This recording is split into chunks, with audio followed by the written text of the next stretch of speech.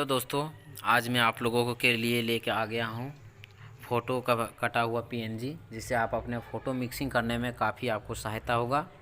आप इसे direct download कर सकते हैं और अच्छे खासे फ़ोटो एडिट कर सकते हैं। डाउनलोड आप डिस्क्रिप्शन से जाके कर सकते हैं, लिंक मैंने दे दिया है। और दोस्तों, सबसे अच्छी बात तो ये है कि इसमें आपको ज़्यादा मेहनत नहीं करना पड़ेगा। बस जिस फ़ोटो को आपको बनाना होगा इसको चूज़ कर सकते हैं और डायरेक्ट फ़ोटो में लगा सकते हैं। तो आप देख सकते हैं कि किस तरह से मैंने फ़ोटो कटिंग करके रखा हुआ है, वो आप देख सकते हैं पूरी तरह से। और वीडियो में पासवर्ड है, तो इसलिए वीडियो को आप लोग पूरा बढ़िया से देखें, फुल वॉच करें। और ऐसे ही वीडियो और आपको पसंद है या फिर पीएनजी कोई चाहिए तो आप हमें कमेंट बॉक्स में कमेंट कर सकते हैं। मैं अगले वीडियो में उसको देने का प्रयास करूँगा।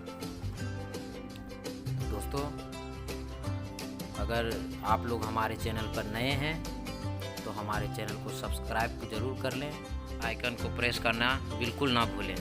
चलिए बढ़ते हैं आगे।